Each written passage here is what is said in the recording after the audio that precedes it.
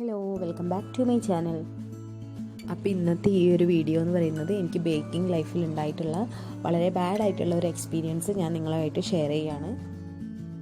ഇത് 1.5 kg wait വരുന്ന ഒരു സ്ട്രോബെറി കേക്കിൻ്റെ ഓർഡറാണ് കേട്ടോ. അപ്പോൾ ഇത് 2 ടയറിലുള്ള സ്പൈഡർമാൻ തീമാണ് അവർ പറഞ്ഞിട്ടുള്ളത്. 1 kgയുടെ ബാറ്ററി 8 ഇഞ്ചിൻ്റെ മോൾഡിലും 1/2 kgയുടെ ബാറ്ററി 6 ഇഞ്ചിൻ്റെ മോൾഡിലാണ് കേട്ടോ ബേക്ക് ചെയ്തെടുത്തിട്ടുള്ളത്. സ്ട്രോബെറി കേക്കിൻ്റെ വീഡിയോ ഓൾറെഡി ചെയ്തിട്ടുള്ളതുകൊണ്ട് റെസിപ്പി വീഡിയോ ഞാൻ ഇതിൽ ഇൻക്ലൂഡ് ചെയ്തിട്ടില്ല. ഞാൻ മുന്നേ ചെയ്ത സ്ട്രോബെറി കേക്കിൻ്റെ റെസിപ്പി വീഡിയോ ഡിസ്ക്രിപ്ഷനിൽ കൊടുത്തിരിക്കാം. സ്പൈഡർമാൻ കേക്ക് ആയതുകൊണ്ട് തന്നെ ബ്ലൂ ആൻഡ് റെഡ് കോമ്പിനേഷനിലാണ് ഇത് ഫിനിഷ് ചെയ്തെടുക്കുന്നത്. അപ്പോൾ അതിന് വേണ്ടിയിട്ട് ഫസ്റ്റ് ലെയർ കേക്ക് വന്നിട്ട് ലൈറ്റ് ബ്ലൂ കളറിലാണ് ഫൈനൽ കോട്ട് ചെയ്തെടുക്കുന്നത്. സെക്കൻഡ് ടയർ കേക്ക് വന്നിട്ട് വൈറ്റ് ആൻഡ് ബ്ലൂ കോമ്പിനേഷനിലാണ് ഇപ്പോൾ ചെയ്തിട്ടുള്ളത്. അപ്പോൾ അതിന് ഈ വൈറ്റ് പോർഷനിലാണ് നമ്മൾ റെഡ് ഗനാഷ ഒഴിക്കുന്നത്.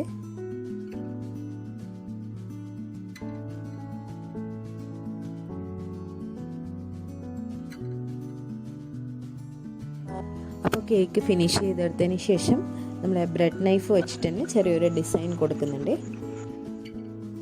ഈ ഒരു കേക്കിൻ്റെ ഡെലിവറി എന്ന് പറയുന്നത് നെക്സ്റ്റ് ഡേ മോർണിംഗ് ആയിരുന്നു. അതുകൊണ്ട് തലേദിവസം ഈവനിങ് തന്നെ കേക്കൊക്കെ ബേക്ക് ചെയ്ത് നൈറ്റ് നമ്മൾ ഫൈനൽ കോട്ട് ചെയ്ത് സെറ്റ് ചെയ്ത് വെക്കുന്നുണ്ടായിരുന്നു.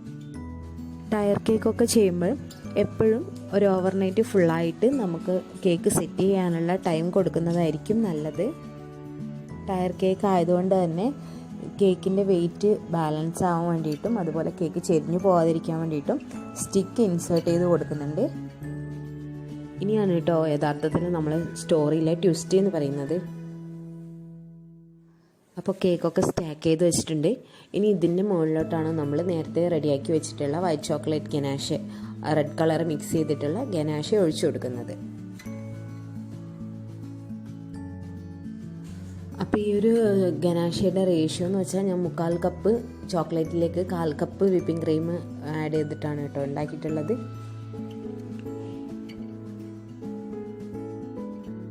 അപ്പോൾ ഒഴിച്ചു കൊടുക്കുന്ന സമയത്ത് എനിക്കങ്ങനെ പ്രത്യേകിച്ച് പ്രോബ്ലം ഒന്നും തോന്നിയില്ല. നല്ല തിക്കായിട്ട് തന്നെയാണ് ഗനാഷ ഉണ്ടായിരുന്നത്.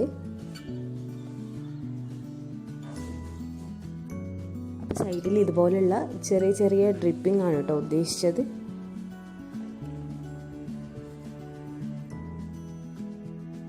പക്ഷേ വെബ് വരക്കാൻ വേണ്ടിയിട്ടുള്ള ചോക്ലേറ്റ് ഗനാഷ എടുത്തിട്ട് വരുമ്പോഴേക്കും കണ്ട കാഴ്ച എന്ന് പറയുന്നത് ഇതാണ്.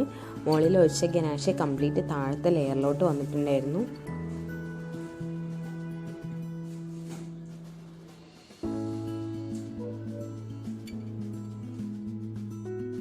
ഇത്രയും കണ്ടപ്പോൾ തന്നെ ചെറിയ രീതിയിൽ കയ്യിൽ നിന്ന് പോയി എന്ന് മനസ്സിലായി. പിന്നെ പെട്ടെന്ന് തന്നെ വെബ് കൂടെ വരച്ച് കംപ്ലീറ്റ് ചെയ്തിട്ട് ഫ്രിഡ്ജിലേക്ക് വെക്കാമെന്ന് വിചാരിച്ച് ഉടൻ തന്നെ വെബ് വരച്ച് ഫ്രിഡ്ജിലേക്ക് വെക്കാനുണ്ടായത്.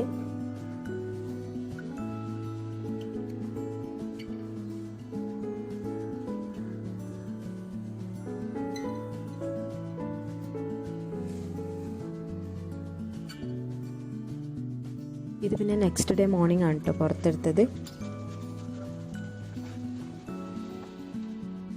പിന്നെ ടോപ്പേഴ്സൊക്കെ വെച്ചതിന് ശേഷം കേക്കിൻ്റെ കുറച്ച് ഫോട്ടോസൊക്കെ എടുത്തു.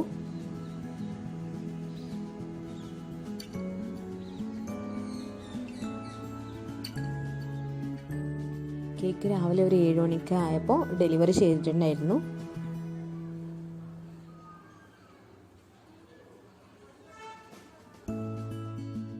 ഈവനിങ് കസ്റ്റമർ അവരുടെ കേക്ക് കട്ടിങ് ഫോട്ടോ എനിക്ക് സെൻഡ് ചെയ്ത് തന്നപ്പോഴാണ് സത്യം പറഞ്ഞാൽ ഞെട്ടിപ്പോയത്. കംപ്ലീറ്റ് വെബൊക്കെ ഒഴുകി പോയിട്ടുണ്ടായിരുന്നു. അപ്പോൾ അതെന്താ അങ്ങനെ സംഭവിച്ചതെന്ന് എനിക്കറിയില്ല.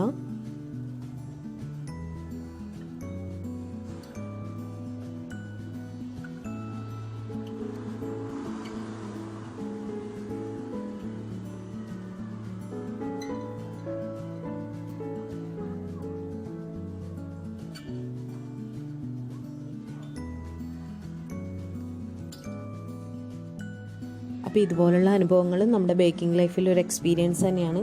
അത് ഉൾക്കൊണ്ടുകൊണ്ട് നമ്മൾ മുന്നോട്ട് പോകാൻ വേണ്ടിയിട്ട് ശ്രമിക്കുക.